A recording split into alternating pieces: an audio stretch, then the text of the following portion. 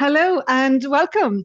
Ekua, thank you so much for joining us from Buffalo, New York. Nathan Hyland, thank you for joining us from LA, California. You guys have gotten great careers, so I'm actually looking forward to it. I know you guys don't know each other yet. This is going to be another unique conversation of connecting the dots across the US this time, but both of you obviously have international experience as well, so it's going to be great. So let's kick off straight in. Ekua, you start for us. Connect the dots from where you started in your career to where you are today. Yeah, so thanks for having me, Grace. Excited to be chatting with you and Nathan today. And so, yeah, in terms of my career, I really started in community, right? And so my career, I talk about it from like a remix standpoint because it wasn't necessarily something that was linear. And so, in terms of the work that I've done, I worked for a municipal government, the city of Buffalo, and really got to know the community in a way that brought services to the community. And so I worked at First City Government. I did a lot of neighborhood development and revitalization efforts from then. Really got a love of the people, even though it didn't necessarily match my degree and what I went to school for. So I went to school for exercise science, health and wellness. I planned to get my doctorate in physical therapy. I was going through that whole program. And then I decided, you know what? A lot of the work that I love to do and like to do is always in connection to people. And so it was actually my first internship that I had out of school that got me involved with municipal government. And then from there, my career kind of took off. So worked for City of Buffalo for a few years. And then I went to a nonprofit organization, which led a lot of external relations and community social responsibility as well. And so I did a lot of those efforts for a medical campus where we looked at how the community would navigate with these large institutions that were, just increasing and growing. And so I led a lot of different departments at that time, did a lot of government relations, as well as workforce development, housing initiatives. It really got, my feet wet in terms of all these different aspects that the community could engage in as well. From there, I went to a regional healthcare center that is local here to Western New York. And so I spent about 7 years there where I ultimately started in kind of this community space and public affairs, and then I left as chief people and diversity officer for that organization. And so led a lot of efforts as it relates to health equity initiatives, looking at where you meet people, right, and how you engage them around their health. I also led our human resources department, and so all the people functions of the organization as well, and then also our diversity, equity, and inclusion initiatives at that time. And so from there, I started a business, right? And so I was doing some training and education for folks, and people kept asking me, "Hey, do you do this for other organizations?" I didn't, but I said, "Of course I did." And so from there, I started a business and was able to kind of manage that. My CEO gave me his blessings to do so until I couldn't balance it any longer. And then that was where my organization, Clementine Gold Group, was born. And so we do a lot of strategy, planning, and engagement for folks. We're growing. It's been exciting. I've been on my own now for about 2 years. And so that's the long and the short of kind of where I've been and what I'm doing now.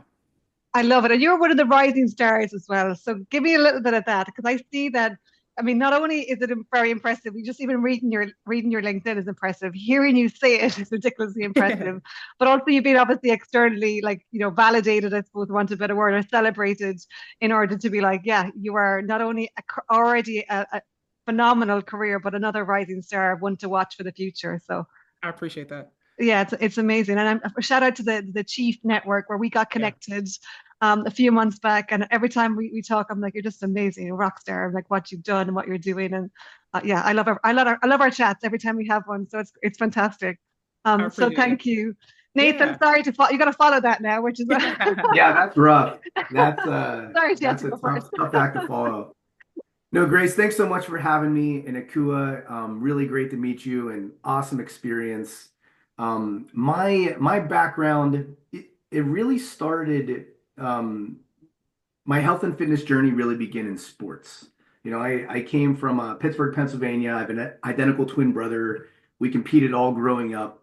And all I wanted to do was like sports performance. My first job was at GNC, selling supplements, taking protein and creatine, all that stuff you do as a young athlete, thinking it's going to, turn you an all-star athlete.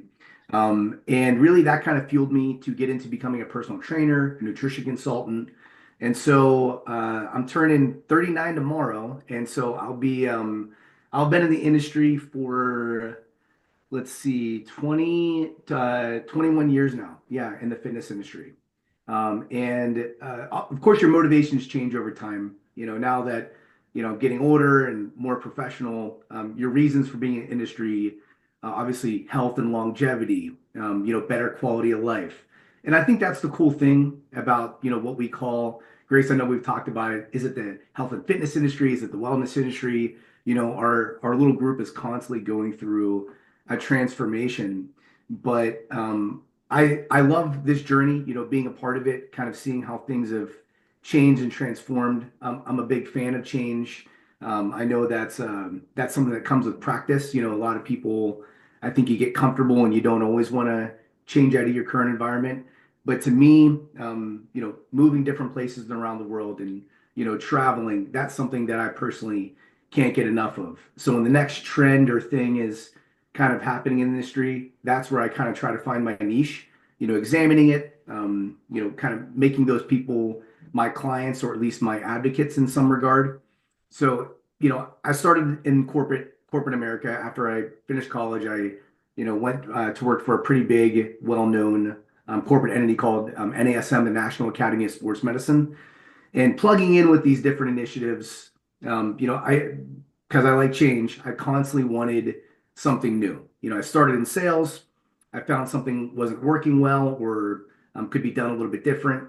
I put together like a business proposal so that I could kind of become like the champion of that thing that maybe needed a little bit of help or changing. And I did that 5 or 6 times in the 10-year period I was at NASM. And I'm like, man, I'm honestly pretty good at this and I really like it. I think I can go do this on my own, very similar to your story, Ekua. And so once I kind of had enough traction, just about 3.5 years ago, I left corporate America, started doing this on my own, where I take these different things that are coming up in our industry that need a little bit of help, like they're kind of at the ground level, early stage roots, and they need some TLC. And that's basically what I do is business services for early stage companies in health and wellness. I do have one biotechnology client as well, and it's nurturing them. It's helping them put together, their best practices for business development, for, sustainability on different fronts. And that's my joy. That's my passion. And that's kind of what's gotten me here today in a nutshell. Is Well, speeding happy up 21 birthday. years. Yeah. Happy Yeah, happy birthday. birthday. Oh, thank you. Thank you. Thank you so much. You do not look like a 39, but of course everyone says that. I appreciate it. Thank you. Thank you. And most of our I listeners appreciate are going to be on audio. So it. for those that don't know you, they should definitely look you up. But I did get sent a picture last week of you doing MMA fighting. Yeah. So, which is that a recent pic or is that an older one? Because it was what you in a stadium, top off as well. Clearly, you were ripped. And I was like, wow. And I'm not a fan of MMA. And I was like, oh man, it's just like organized violence, but I appreciate it's not my thing. So it's just not my sport. Was that Yeah, recent? I don't know which picture it was. My last fight was in 2020. So it's been a number of years since I've competed in mixed martial arts. I still do Brazilian Jiu-Jitsu. I still, help my younger fighters get ready for their stuff. It's very much I consider myself a hobbyist, not a professional by any means. I still teach kids and, women self-defense. I'm a big fan of using martial arts for for good. It is entertaining. I do find it entertaining. I get that not everybody finds it entertaining, but I really do advocate for people to give it a try. Yeah, the Yeah. self-esteem that you get from it, just the peace of mind of knowing, okay, I have this little shred of tool in my toolbox that if, heaven forbid, I'm walking down the street and I need to be threatening or I need to, Yeah. obviously, kind of flip the switch into self-defense mode. You have that in your toolbox. So that's another thing that I kind of left out. But fitness and martial arts are hugely part of who I am as a person. And yeah, I try to advocate that to just about everybody. And actually, let's pull it out on that for a second. The martial arts aspect, we're talking about female sports, male sports, ultimately visibility and competitiveness and rules and all that last week. We were saying about like there's not too many sports that are genuinely equitable in terms of the rules and access and so on. Yeah. But martial arts is kind of on that side where it's much more equitable. Correct? Yeah, so like when you're competing, like let's say in the cage or the ring, okay, and it's you versus one other person. That person is your weight, they're your gender, they're generally your skill level because the matchmaker does a really good job of making sure some, guy that's been fighting for 10 years and has 30 fights isn't fighting some debut guy that's never fought before. So when you're Right. looking at skill level, size, and gender, those are kind of the three biggest pieces. Stylistic, in other factors may or may not play a part. But yeah, generally speaking, when you're in the cage competing, it's going to be equitable.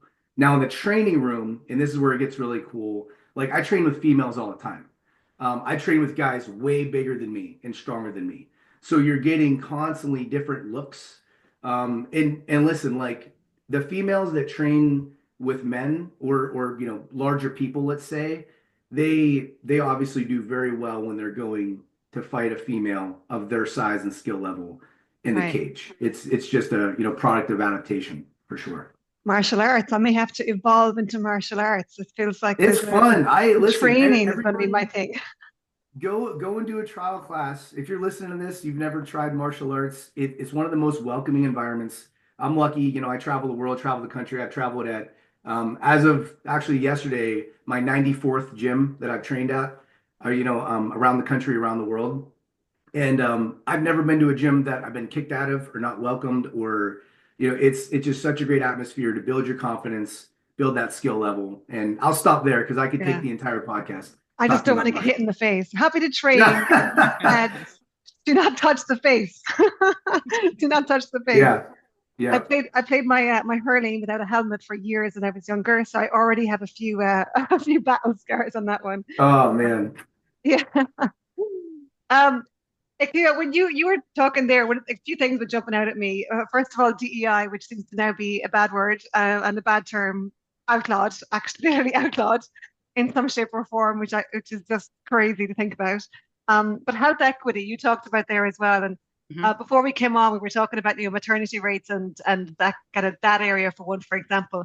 Give us some of your insights there in relation to health equity and the differentiation between not just the country, but also race as well, because it's a hugely important Yeah. factor. Like one of our very first conversations I was saying to you is, my network is largely European, even though I've got a fairly Right. global one, but also largely white, right? So I'm like, there's a whole cultural aspect that some of us don't have access into and insight into. So give us some of those contexts and Yeah. thoughts, if you don't mind, so we can get some visibility. Yeah. Well, so when you think about health equity and I mean just equity and in general, it's looking at, understanding that the outcomes aren't always going to match in terms of, the inputs that are coming into play as well, right? And so health equity specifically looks to, kind of level set some of those differences and disparities that exist as it relates to, our healthcare system as well, right?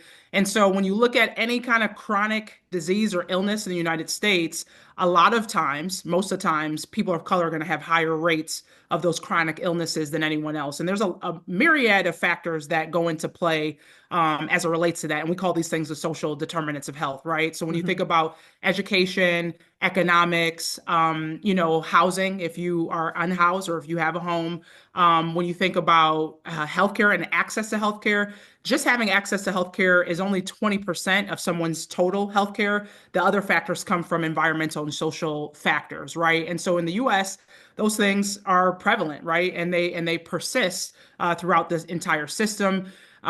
You'll see that there's different governors who have come out and said, "Hey, we noticed that racism is a public health threat, right? Because folks, their rates and their incidence of specific diseases are coming from those elements." And so before we started the conversation, we started to jump into maternal health, and we know that Black maternal health, there's a huge crisis in our country, right? And so Grace, you mentioned Black women are 3 times more likely to pass away or have some type of complication in child in child giving, right, at that stage. And so the other example that I always highlight, because folks are like, well, Is it because this person, they don't have a job or they don't see the doctor on a regular basis? But, Serena Williams, a lot of folks know Serena Williams. She's this amazing former tennis star. And now, she does a lot of great work in the business realm as well. But she had complications in giving birth. And when you think about someone of her stature, right? She's had education, she's got money, she has lots of it, and access to healthcare. She still faced complications. And oftentimes that's because we're not listened to in the same way, right? Or we're kind of like, just an afterthought in terms of things that we might complain about in that process. And so I often talk about it with my friends, right? Like, deciding to have a child in the US is a big risk, and you have to kind of navigate what that looks like. And so when we think about health equity, is meeting folks where they're at and making sure that we, put the type of care and resources and supports in place so that folks will have more of an opportunity to live a prosperous and thriving life. And so I can just give different examples. I mean, COVID, everybody experienced that just 5 years ago now when it started. The agency that I was at, the healthcare agency, we actually put a testing site in a zip code that there were more Black and brown folks living in. And we noticed that the rates were higher, right? And so we wanted to make sure that we gave them access to testing, but then also, when we got vaccines, gave them opportunity to get vaccinated as well. And so a lot of different factors play a role into that. But in the United States, race does play a role in terms of the healthcare that you receive, and the access that you have as well. Right. Nathan, I appreciate you're about to become a dad in a few weeks' time. So congratulations on that as well. Thank What's you. been your experience of the healthcare and maternity healthcare from a dad or dad to be perspective, as well as the white You male know, yeah, factors in here? this is my first child. Aside from occasional stitches here and there or, little things going on, I really hadn't gone to the hospital that much. So it's all very, very new, different experience. Um, my wife is mixed ethnicity. She's half Asian, half Filipino, half Haitian. And look, it's one of those things from my standpoint, it's been very easy. We have good healthcare here in California. We found a great place to do all the OBGYN stuff, the pre-hospital visits. I've gone to like even all the little classes that are optional that get paid for by insurance. Like the how to take care of the baby and breastfeeding and like all that stuff. So it's been interesting. I mean, I really don't have anything else to compare to because I've never had a child before. I've never done it in a different state or anything like that. But my personal experience obviously has been, good so far. Great. And we've tried not to scare you. I appreciate that. You're on the scary side of the last few weeks. So hopefully she's Yeah, doing great. right. Yeah, yeah. Things are going well though. Yeah, my wife's she's awesome. She's a total rock star with this stuff. She's had a great pregnancy. Little symptoms here and there. She can't even close her hands all the way. I feel so bad. She's got like carpal tunnel. Like this is so I'm like Really? opening stuff for her, and her little feet. I hope she doesn't mind, but like they're so swollen. Like I just feel like I'm giving her these little massages. Like I feel like if I squeeze too hard, your foot's gonna burst. It's like. You're But getting like foot I have the easy massages? part. I Yeah, like it. yeah, and I know there's certain parts you can't massage on the feet because it can, induce labor or something like that. I try to listen to even if it's Wow. like an old wives' tale and like somebody says, I'm like, let me just follow that just to be safe. Yeah, Well, as you said, right, and okay, you said the same, right? It's a risk regardless, no matter what you Oh do in yeah, the world, right? yeah. Maternity is a risk, and it's one of those things. And I'm glad of the world we live in today, where at least we're talking more about, the risk factors as well as the Mhm. complications, right? I mean, like a postpartum depression, right? It's so common, but yet pretty much never talked about, and it's like there's a shame factor where there should never be a shame factor with Mhm. it. So, I'm also very conscious that for all of my friends that have gone through this, like we talk about these things in advance, going, you possibly could have. I mean, there's nothing to say that you will not have postpartum depression, so that we're just going to be all over you, right, for the 8 weeks right afterwards. Just so you know, Yeah. we will try to help, whatever. But thankfully, we're able to talk about it, and now I think it's become more of a topic. Same story with miscarriage and all that. It's more of a topic. very sensitive, obviously, and very hard to go through, but there's so much topics that we're finally talking about. Because talking about them, we can only get to, well, again, what's the cause? Like we were all talking about, what's the cause factors and what do we do to tackle the cause factors and what can we do, in terms of treatment and management as well, knowing that this is just life, right? And it's not going to be ruled out by any stretch of the imagination. So, yeah, important times, I think, to be making sure we're continuing to have these conversations and documenting them as well. And Nathan, with California, you've gotten, then previously we're talking about California and New York here. From a systems perspective, California is pretty much like got great healthcare, right? There's no issue where you're looking at in terms of access, no issue in terms of education. There's no access issue in terms of afterwards. Are you taking paternity leave, by the way? Are you going to take a few weeks where you're hands-on I dad mean, mode? I'm self-employed and they don't have any like that I know of, they don't have any programs where if you're self-employed, you get any slack for paternity leave. And Yeah, and I should say regarding, California healthcare, I can't speak for like I've been to two hospitals while I've been here. I'm not from California. I've been here for 3 years now. So there could be somebody that has a completely different experience than me at a different right. socioeconomic level, different place. Because I mean, when someone says LA, I don't know how much either of you have visited LA. People listen to the podcast, they understand. When you say LA, it could mean anything. It's Hmm. Like huge. even a mile away, it could take an hour and a half to get a mile away. And that's happened to me before. Yeah. So this part of the city versus that part of the city, we're just outside of LA County and Ventura County now. We moved out of Hollywood. We lived in Hollywood for a little over 2 years. We're in Thousand Oaks, California, which it's doesn't even feel like it's part of Los Angeles. Takes an hour to get to the city with traffic, and it feels like it's a completely different place in the world. And so I think there's just so much, I'm sure Ekua could speak to this way better than I can, but I'm sure it's very, very different POV from where Yeah. you live, the system that you're walking into, what you're being seen for, what type of insurance you have. I have private insurance. I pay for it myself out of my company. I don't have any type of. I know my wife has the California version of healthcare. I notice sometimes she has access to stuff that I don't. We went to the dermatologist a few weeks ago, booked appointments back to back. She had a copay. I didn't. So Right. look, even if you're going to the same place, like healthcare in the US is crazy. I mean, I don't have to tell you, Grace. I'm sure you see the Yeah. memes and hear the stories about, how much it costs to have a child in the US versus other places in the world where you don't even have a hospital bill or it's like $10 or something like Right. that. Right. People turn away. I have friends that have gotten injured at practice, like their leg is snapped in half, literally, and the ambulance comes and they won't take it because it's a $6,000 ride to the hospital. They take an Uber. They call an Uber and wait an extra 10 minutes so they can have people carry them to the Uber and put them in the car. So Yeah. it's $20 instead of $6,000. That's the Yeah. state of health I in mean, the and US. healthcare is complicated everywhere in the world. Like there's Sure. no exception. But yeah, there's definitely some things where I'm like, I'm not sure this is designed with the end person And in we pay mind. more than anybody, in Yeah. terms of Yeah. taxation, in terms of federal government subsidizing healthcare. I mean, it's really tragic what happened to that CEO that was assassinated in New York. Right. But they were growing very like people are going into Yeah. bankruptcy Hmm. over going to the hospital.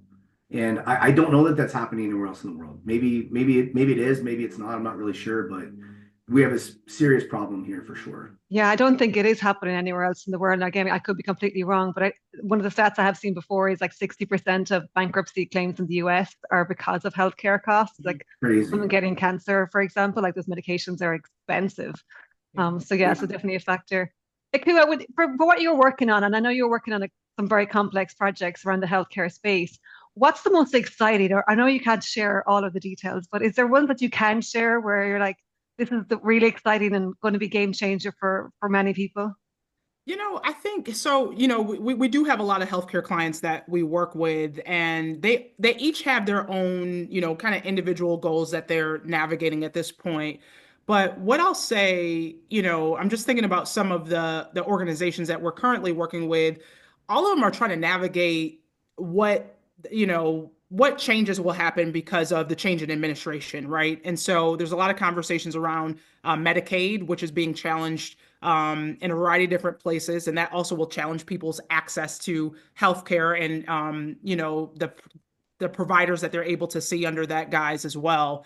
So I think there's just a lot of folks who are really trying to navigate what they need to be aware of as it relates to funding, right? Because a lot of them get reimbursed through I think it's called the Center for Medicaid Services, CMS, in the United States. And so when you have folks who don't have access, so Nathan mentioned like private insurance, or if you're getting insurance through a job or something like that, you probably be less likely to have any interruptions in that way, but folks who are reliant on, a connection to like the market system will have those challenges if some of these things move forward, right? And so I would say the advocacy, there's folks that are lobbying to make sure that those voices are heard and the people that they represent are also heard. But that is definitely a challenge in this country. And, when you think about even location, the cities, right? So, Nathan mentioned LA, I'm in New York State, but in Buffalo, New York, a lot of the rural cities have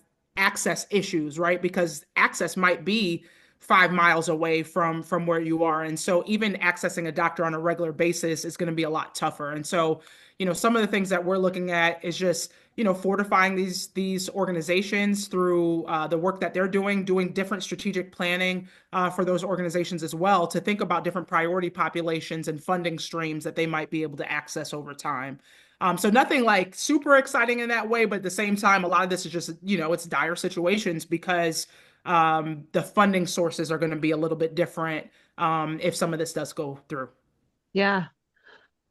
Wow. I mean, it's a lot of change is happening, and you're kind of dancing around it in best way possible and reacting in real time, as you said. In terms of healthcare and obviously the other parts of industry that you're looking at, one thing we talk about is around that leadership and that balance of diversity of experience, gender, ethnicity, that skill set and all of that good stuff. Do you see that more in healthcare and other industry that we see in the balance? Are we seeing the shift as well towards that balance at the board level in particular?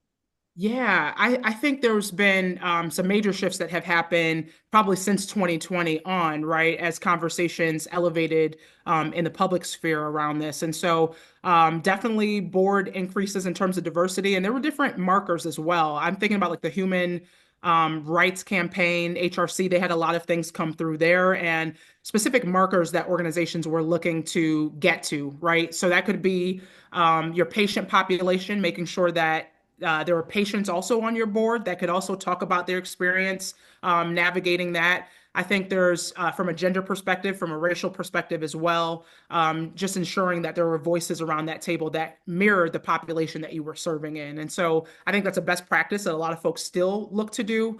There are obviously some challenges as it relates to what this looks like currently and moving into the future, but we are helping our clients work through that as well to make sure that there's a legal aspect of the work that they're doing in relation to some of the executive orders and things that have come up, since that change in administration as well. Yeah, great shout out. Nathan, what Ekua said there is around that balance of voices. And that's something we've talked about as well. Like getting that balance of voices for a company or for an organization or for a group that's trying to represent a population. That representation is super important. Give us your take on it, and especially because considering your background is not only in the fitness world but in the international business world, and obviously you're in biopharma as well. So give us your take on that balance of voices and representation and what you're seeing and what you think we're leaning into. Yeah, and let me start just by letting the viewers and listeners know I'm not an expert on this by any means. I am appreciative of being a part of the conversation, but I can speak from the standpoint of I have been in this industry for a long time. I have seen a lot of change, kind of like we discussed earlier, and I think people are like more aware of things now. I think I don't know the level of like what full capacity healthy looks like and how far along we are to reaching like that ideal state. Obviously, I can't give that type of assessment, but I do see a lot of people, even if there is maybe disagreement. It's being talked about in a healthy way. Maybe it's because the health and fitness industry it isn't. It just feels like a little bit more raw sometimes because people are in gym clothes and they're obviously expressing themselves through different athletics and modalities of training. maybe they're more willing to be open with each other, but I don't see the same friction like lots of places, especially in like let's say the gym setting, because that's the most popular like in the fitness setting. You see a lot of diverse people, a lot of men, women, different ethnicities, different backgrounds and all that stuff, different ages. You see very young trainers, you see older trainers, and I personally don't see a lot of discourse. Now that's also me mostly traveling to major metropolitans, either where I live or fitness conferences in the country around the world. I'm sure it might look different in other places that maybe don't have that same level of consideration. But yeah, I do hope to continue to see progress, and I do think that um, Yakua used a really good word. She said mirroring. Like the people at the top in leadership should really mirror the total amount of demographic that's in the working pool, right? Like to me, it's not a far stretch, and I don't think many people would disagree with this. If let's say, a certain demographic makes up 20% of the overall pool, and they're only, 3, 4, 5% of leadership, we should probably look at something there. Right. That's not a very healthy indicator. Yeah. On the flip side, if there's some type of metric that's, maybe being pushed that wants them to be 50, 60%, that also maybe that should be looked at as well. So I think just having healthy conversation like that and keeping it as objective as possible and just giving people the numbers, that's how you slowly, I think, start to chip away at people that maybe are a little bit more adverse and trying to push some of that stuff away. And not everybody's going to come around. People come around at different times. Grace, I know I've talked to you about this. I don't think a lot of those people that do push away the thought of DEI, I don't think a lot of them are bad people. I just don't think they're wanting to feel like they're being attacked, or maybe there's not that willingness to change. But I think opening the door and just kind of showing people as objectively as possible what's going on and giving them that is ultimately, I think, gonna help a lot of people come along in their thought process.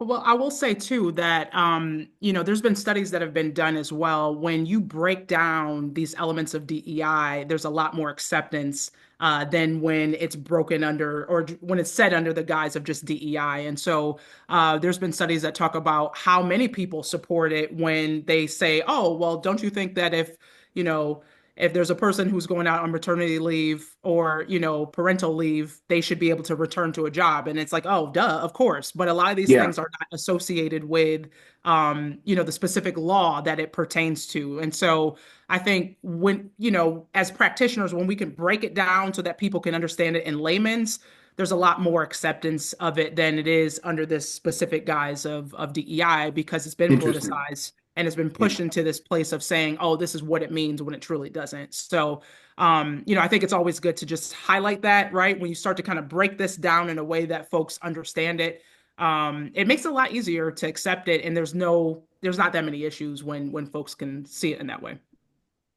And one Interesting. thing to add to that, because I think you're right, the data around the breakdown is there. And this is one of the reasons why I'm loving the podcast and creating it is breaking down the silos, because I'm fairly sure the research that I see on DEI and the breakdown and so on, maybe isn't in like Nathan or some like that sector. So this is the interesting bit. We have to break down the silos because the echo Yeah. chamber of the algorithms of social media are not actually doing us any favor in this space. So that's one of That's the, so the things true. Yeah. we have to do because yeah, I mean I see loads of reports, but I've no doubt I'm seeing the reports because I click on one of them and then I get the algorithm goes, she wants all of them. Exactly.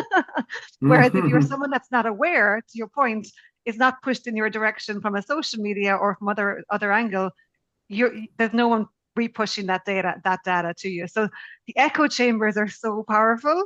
And that's where, yeah. So I'm going to start tagging in random people into random Yeah. reports. So they can start clicking on them and the algorithm gets changed. Because we do need, to your point, Nathan, it's not about, forcing people in a direction. It's just saying, look, here's the data, here's the current breakdown, here's what representation actually looks like. We have to go towards that for business reasons. And like Yeah.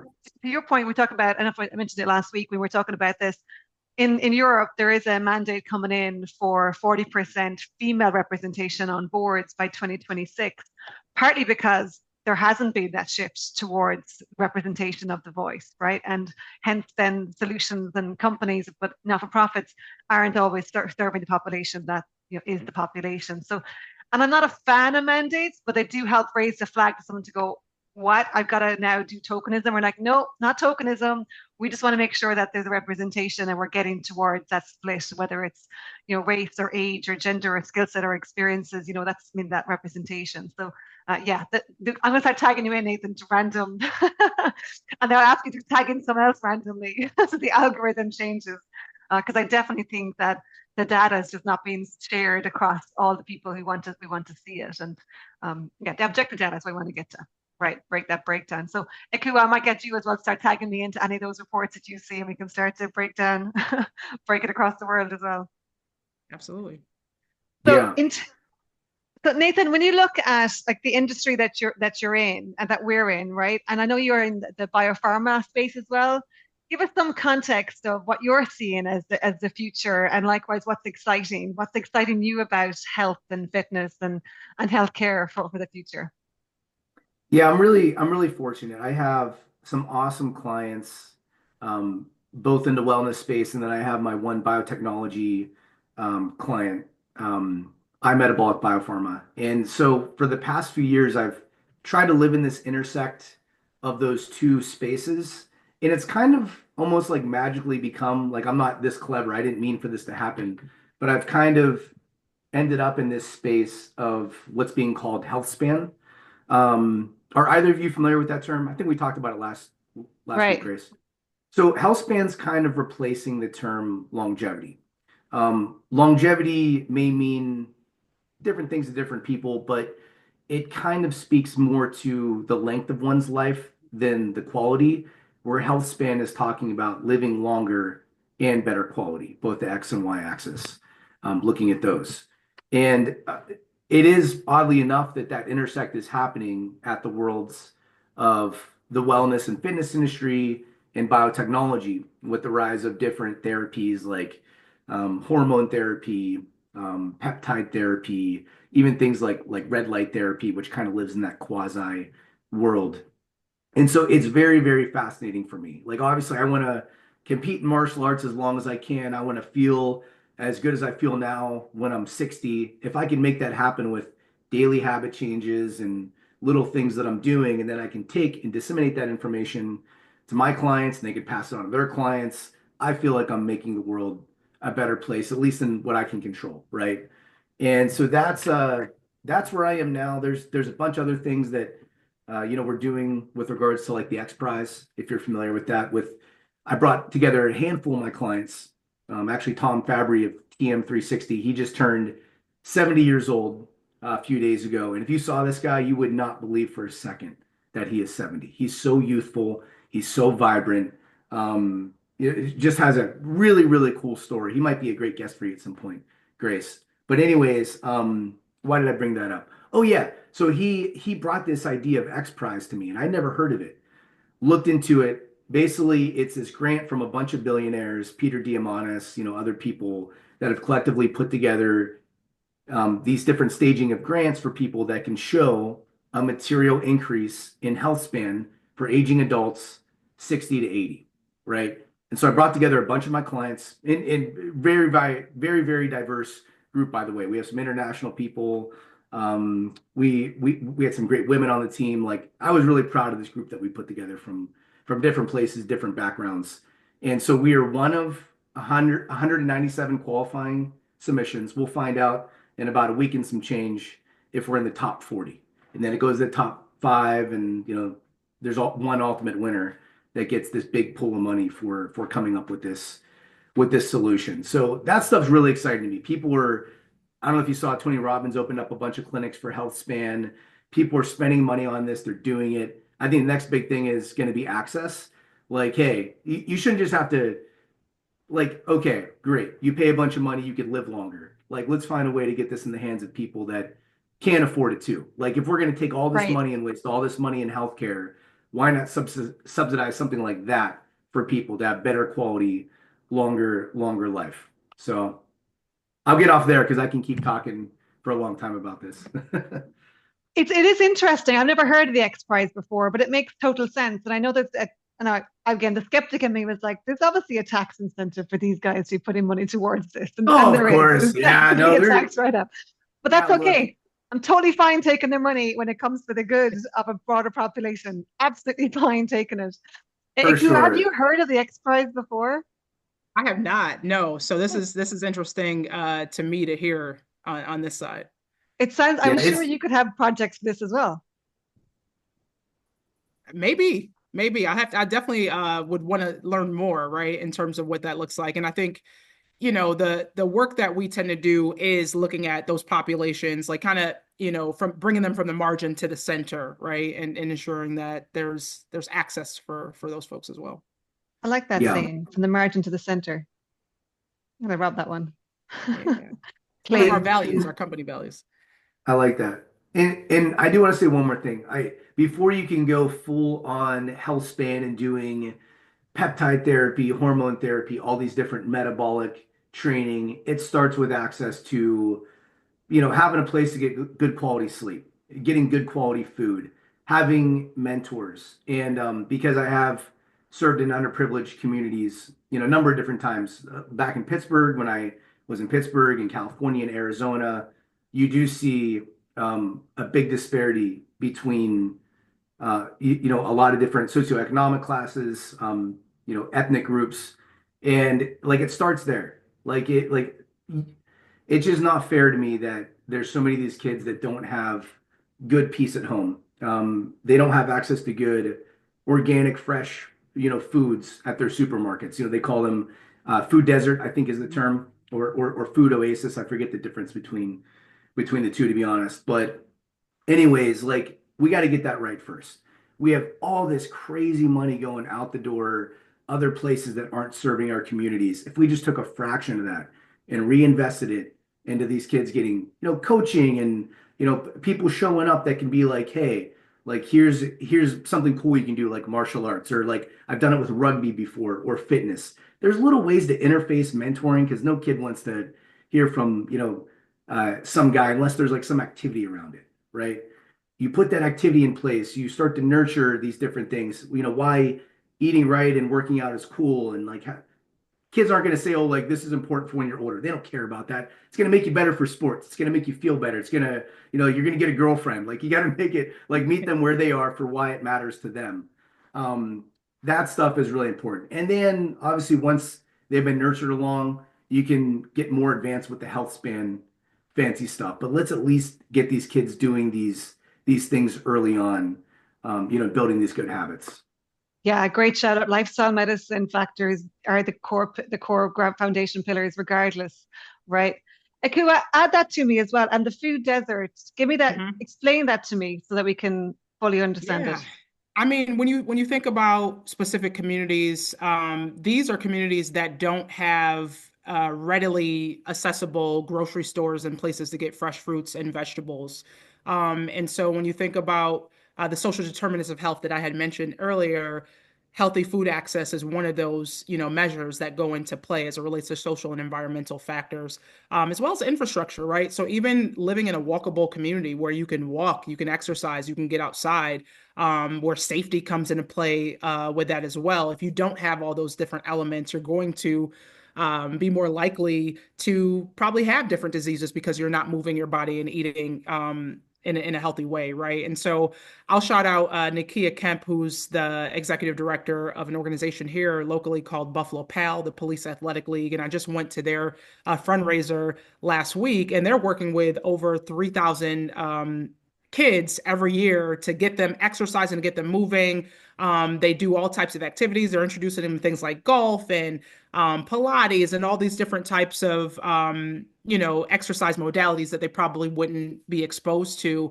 And that is leading them to having better relationships with their peers. It's also building confidence from an early age as well. And so a lot of those different factors come into play by having those outlets, right? And so I think, in terms of that work and thinking about infrastructure, thinking about access to food, that becomes a really big deal when you're thinking about someone's overall health in terms of their life.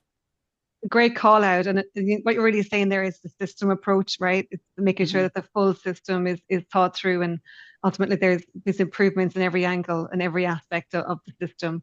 Yeah, but that's where we really need to get back to, I think, isn't it? Is figuring out the system at a whole. It's not Absolutely. easy, and I appreciate that, there's obviously political, incentives in different directions, and obviously in fundraising and big corporations and so on, that varies across the world as well in terms of influence and so on. But we got to keep tackling that system approach, Right. because these are core aspects, regardless of where you live in the world, and what your upbringing is. Nathan, quick one for you in relation to that. You talked about heroes and sports heroes there a little bit, and I think that's a great shout out, because to your point, if you've got somebody who you can look up to, who's telling you Yeah. to sleep better and eat your vegetables, it's much more impactful Yeah. than mom or dad saying eat your vegetables, right? So give us a little bit of Absolutely. context there, because I'm a big believer as well on the hero and the sport aspect. It's been impactful for you in your life, I'm assuming, as well. Absolutely. I mean, I could remember very, very specifically sitting at dinner table with this guy that me and my brother really looked up to. He was a bodybuilder. And like we were playing video games and eating junk food. We weren't like overweight and we were, like still active kids. And he just said like, that's not what athletes do. Athletes put good food in their body. And I'm like, it just kind of clicked with me. I'm like, yeah, if I do want to be a good athlete, why would I keep eating this junk food? And maybe that's simplistic and that's over simplifying, but like when you're a kid, like that works for you. Like Yeah. what's their motivation? Let's put it in their terms. Like we don't need to overcomplicate this. And then like the next week we got a weight room set. We started eating healthy. We'd still eat junk food occasionally. Me and my twin brother were literally eating over 10,000 calories a day at times between the ages of 17 to 20. Your Like, I poor mean, mother trying to keep massive. the fridge full. No, we used to take like full grocery bags of food to Wow. school. And like that, like just sustained us during the school day. That wasn't even before school and after school. Like, I mean, it was insane. We played 3 sports year round. We were crazy active, but it just became like this mantra. And then like it works for you.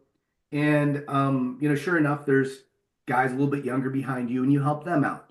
And now, being older and coaching martial arts and fitness, like I love passing passing that along to kids and Pay it not making forward. them feel bad about their choices, but like, hey, look, video games are cool. I played video games too back in the day. Limit it to a certain amount of time. Get in your exercise, make sure you're eating, fresh whole foods when you can, organic when possible. And just keep it simple, right? Let them get there first, and then you could add other things they could be doing. Yeah. That's a key to behavior change. You don't want to overwhelm someone with 40 things they can do. What's one or two things they can take? 7 weeks is the magic key. If you can do it for 7 weeks, I think like 90% of the time after you've done it for 7 weeks in a row, that's a that's very well on its way to be a habit. Then you could add a couple more. Then you could add a couple more. So that's how I try to coach. I love it. Keep it simple. I mean, as you said, we're in this industry, right? All of us. So we're used to hearing these messages. But if you're 5, 6, 7, 8, 9, 10 as an age, you haven't heard these messages. So yes, it is important. And as you said there, him saying it to you as an athlete made the difference. Because I'm no doubt Big your time. parents were telling you, and you were like, whatever, I'm gonna No, no, you're eat my absolutely crap and right. have a Yeah, video you're games. absolutely right. Yeah. Yeah, so every athlete listening, keep sharing those nuggets, keep encouraging, sharing them in any social media platform, in face to face, in locker rooms, whatever, because yeah, they do have a massive impact, and we do need to pay it forward for the next generation. Nathan, I'm going to ask you though a little bit here. One of the things we've been watching recently, and I've just watched the Adolescents series. I'm sure you guys have seen it on Netflix as well. And like I see a lot of the Professor Galloway's talk about, the men are not okay. And I think it's a big, I think, factor at the moment, because the world has changed, right? In the last 10, 15 years in particular, there's been this massive shift. And from a female perspective, we have a phenomenal increase in our rights in relation to like 20, 30 years ago. We couldn't even get a credit card, right, without, a signature from a male. Couldn't own houses when I was born, for example. Like, we're excluded from research up until 1994. We were told that we are too hormonally complex to be included in research. So, we've got a vast change in the last 20 years alone. Um, but what would you say? I mean, because I do appreciate that it's a tough time for young men in particular, because yeah, the world has changed. It is harder And it's different. And we're looking at, I suppose, the heroes being worshipped are guys that have left school, that were computer geeks, for example, have made billions, and like there's this awkward narrative.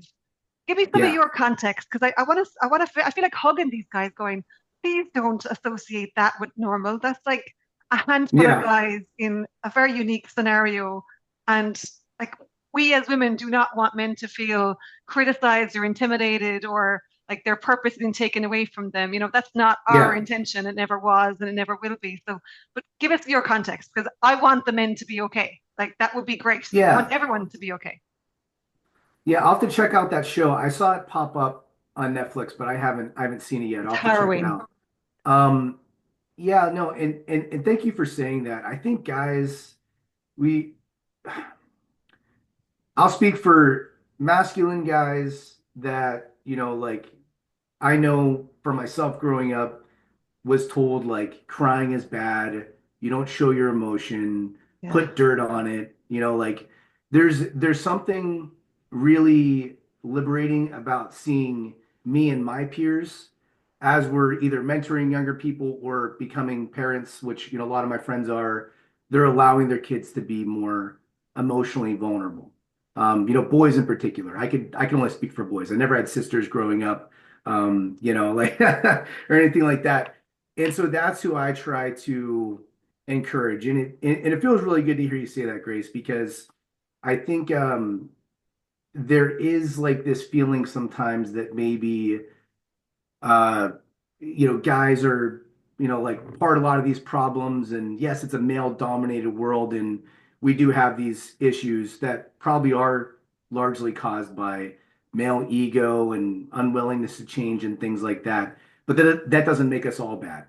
And so I think like as much as we can own that, control and change what we can change, but also get support from our female cohorts, that means the world because we're all in this together. Like even if you have very different views than someone else, usually foundationally what your beliefs are based on is rooted in something good. Like you truly want the world to be a better place. It might be a different vision of what you hold compared to this person, but generally speaking, if we just start there, that most people have good in their heart and you kind of assume that good intent. That takes away a lot of, I feel like the vitriol that kind of goes back and forth and maybe it's the diplomatic in me because I obviously deal with a lot of different people, different accounts from around the country, around the world. I travel a lot. I've literally been at the middle of conversations where I've had to be the diplomat, so many times from people that are just raised a certain way, versus this person, or have this different ideology versus this person. And if we could just find the common ground and just treat people with the respect that I think they deserve, and make sure we're never forcing anything or assuming bad intent with them, that's going to solve, I don't know, maybe at least half our problems right there. And so, once again, thank you for saying that really nice little anecdote about males. We're not all bad. We are trying to do good. I think for the most part, there's bad people out there. There's people that are in control of this world that, maybe don't always have the best intentions or are very selfish and focused, or maybe even diabolical, to use a really strong word. But that's not most people. So Right. we don't have to treat each other all like that. Ekua, can you add to that for me? Because I appreciate your perspective. Yeah. Yeah, I think it's and when we started to kind of chat about this a little bit, but in terms of like how we see the world and how we view it, a lot of the access of the information that we're looking at is even polarized, right? Yeah. And so I think we're in a real polarized time where I'm getting information siloed through this way. My algorithm is going to look different Hmm. from the both of yours, and so there's a lot of information overload to begin with, right? We're processing a lot more information on a regular basis. Where we now all have phones that we carry in our pockets, so they're little machines, and these machines have algorithms that are associated with them. And so we all have different information coming at us depending on what our interests are. but then misinformation as well. And so it's harder when we don't have the same, I think, critical thinking skills that we once had because we're all associated and attached to this technology and reliant on this technology in a different way. And so that kind of gets us to a point where there's an impasse that's happening, at least in the United States. I can talk to that, right? And so there's an impasse because this information is right and you are wrong. And then the other side is saying this information was right and Yeah. you are wrong, right? And so it puts us in these polarized places.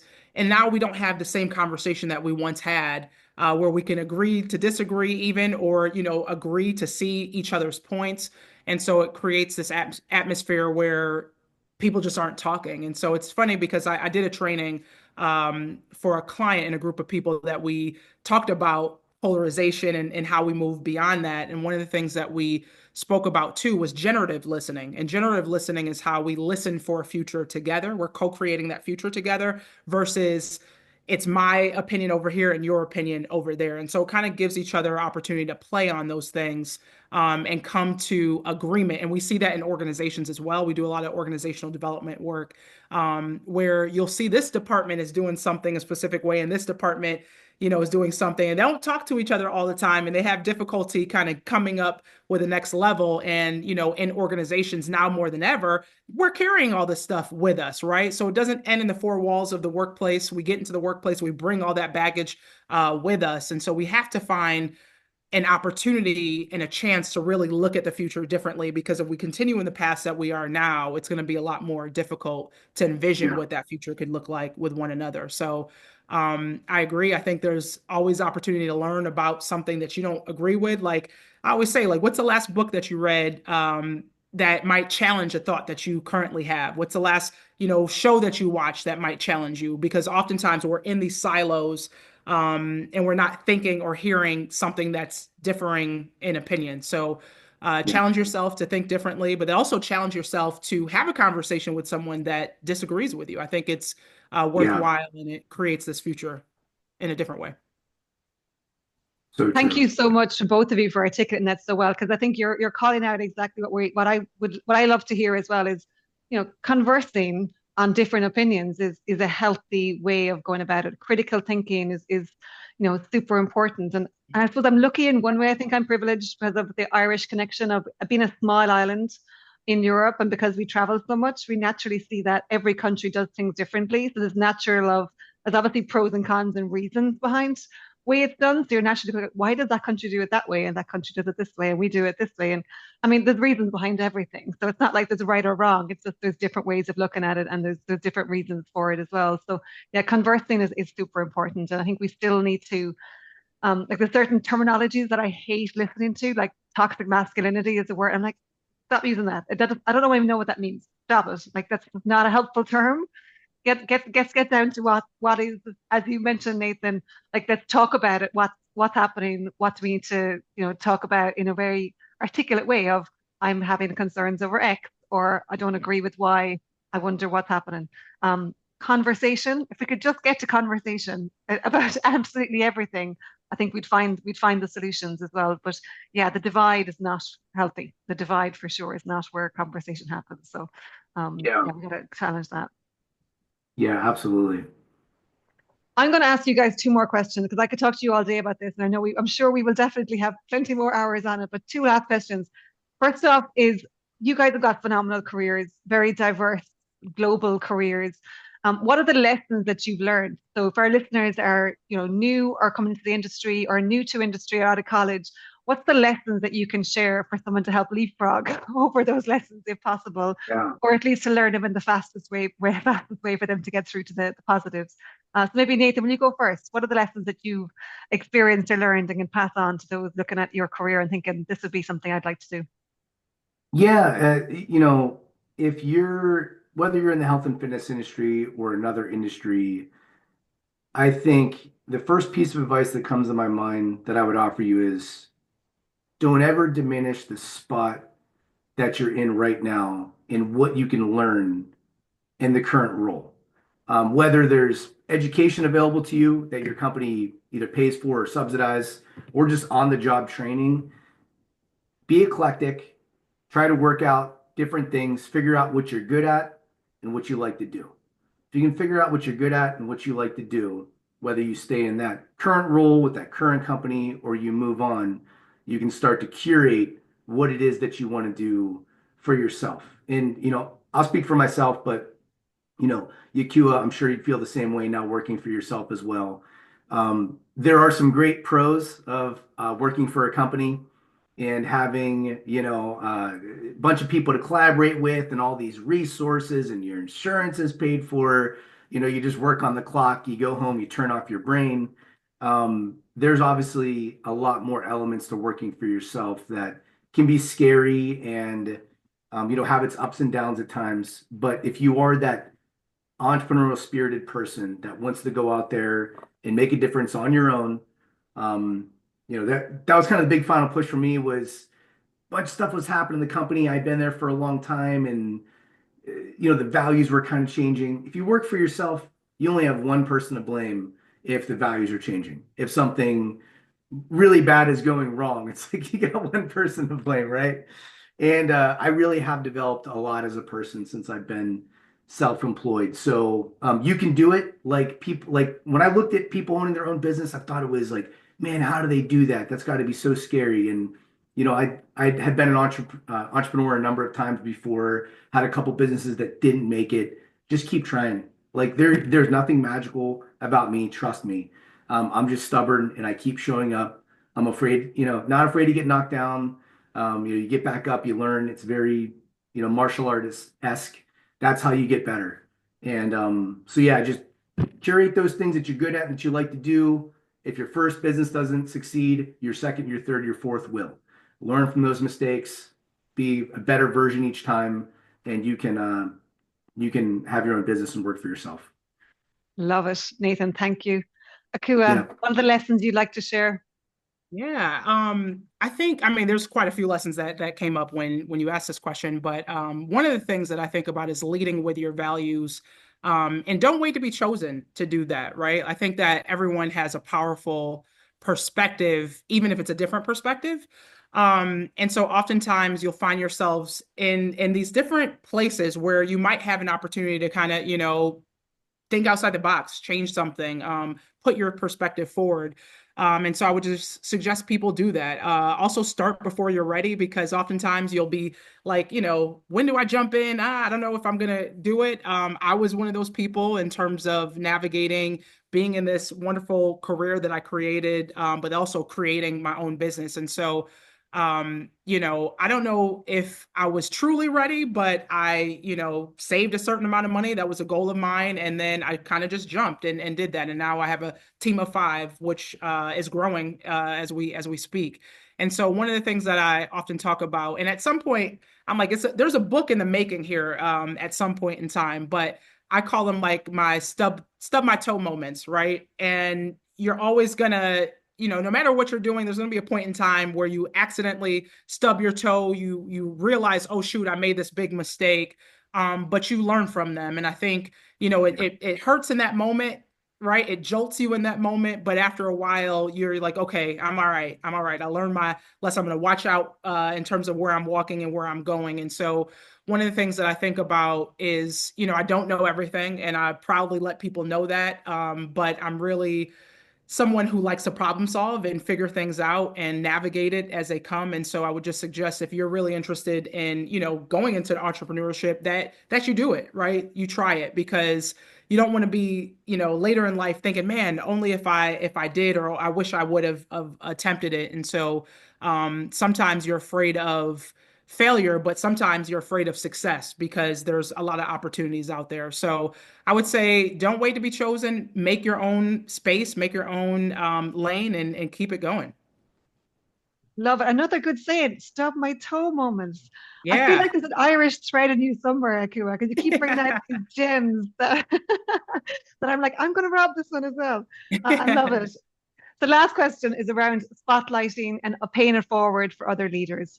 So who are the leaders out there that I may not know about, that my network of European, US fitness industry, health industry, tech industry, mainly white as well, might not know about? Give me some shout outs. Who are the spotlights? Who are the leaders that we should know about, that I should be watching, that I should be connecting with, that ideally are on the podcast in the future as well? So, Ekua, you go first, please. Yeah, I'm going to shout out a good friend of mine, Jasmine Fluker. She is the president and CEO of an LLC called Pivotal Paradigm Project. And she's creating a space talking about leading with vulnerability, and kind of taking our mask off because oftentimes, we feel like we have to be prim and proper and everything together, but she has this whole space and framework that she's created to talk about leading with vulnerability, and not being afraid of shortcomings, right? So how you can embrace those and how you can really lead authentically. So I'm going to shout her out. She does have a Excellent. website. Follow her on LinkedIn. She's really amazing at putting a lot of content out there, especially equity related info. So Pivotal Paradigm Project, and that's Jasmine Fluker. Wow, excellent. Yes, cannot wait to get connected to Jasmine. Thank you so much. Nathan, shout it out for me. Who can we spotlight? Who should I be talking to? You've already had some great guests. I saw you had Kathleen Ferguson on, really good friend. And then did you Petra Robinson? I think she was tagged in something of yours as well. She's on my Petra? list. Yeah, Okay, she's been great. called out She's before as well. awesome. She's a Yeah. big time mentor of mine. Really, really have Oh, enjoyed good. working with her. Yeah, over the years. I think a few come to mind. So my wife, whenever she's feeling up to it with the baby coming anytime, she'd be a great guest. She's tremendous story, has done so many incredible things in the industry. I'm biased, of course, but she really is You awesome, should be. awesome individual. Also, we talked a little bit about pregnancy, and I feel like this is almost like kind of like the Pilates trend. It's Pilates has always been there, but it got really crazy, noticed all of a sudden in the past year and a half. Kind of same thing with pregnancy training and perinatal fitness. It's really kind of taken this sharp increase. And one of my clients is Pronatal. I don't know if you know Brittany Citron. She's the Nope. founder and CEO of Pronatal. But that'd be a Excellent. really, really good one. She's in New York. Uh, and yeah, I think she'd be a really good guest. A couple other gentlemen that I reckon, mentioned if the health span is something that's of interest. Please. They're, older guys. They'll have different perspectives, but very, very rich in thought. Some great stories that I think can complement as well. Dr. Urban Kiernan of iMetabolic Biopharma. He's our chief scientist on the X Prize that we submitted for healthspan, and then Tom Fabry, who actually brought the X Prize and is contributing as one of the co-authors. Those guys would be great too. Excellent. Yeah. And you saying that, it just reminded me of someone else that I wanted to shout out as well. That's Kendra Brim. She's also a good friend of mine. We actually have a podcast that we do together called the Black Gems Dive-In Podcast. So if anyone's interested in learning more about inclusive cultures, everything DEI, we talk a lot about that. But she also has a venture that she's doing called Out of Bounds. And so she's working with a lot of youth to talk about sports and leadership. She was a contributor to a book as well. So she's an author, and she's created this framework for kids in terms of developing confidence, and leadership skills. And she talks about like what happens when the ball deflates, right? She played D1 basketball. And she got to this point where it was just like, man, where's my identity? Because so often we put so much of our identity in our sports and our activities and things that we do. So she would be also an amazing guest to talk about, out of bounds and what life looks like outside of sports. Love it. When the ball deflates. Another good one I'm taking away from this. I've got a few gems. Just to quickly mention there. So you said that the podcast is Black Gems. Yes, the Black Gems Dive In podcast. We've had so much fun with that podcast. We started back in 2020, but we've met some really incredible people like Stacey Abrams, Kerry Kennedy, a lot of great folks. We interviewed the National Civil Rights Museum president on there as well. And that was after the shooting that happened here in Buffalo, where 10 Black lives was lost at the grocery store. So a lot of the conversations that we have, we talk about equity related issues and just things that you should be aware of as it relates to our politics, our society. And then we also started golfing too, as a side mention. So we started Gems on the Green. And so a lot of our folks, we go out, we've been learning how to golf. It's been so much fun. And so we balance it with activities, but then also, talking about real life issues. So yeah, check us out. Check us I out. love it. It's definitely on my list. I think this was really important. I know we talked about this before.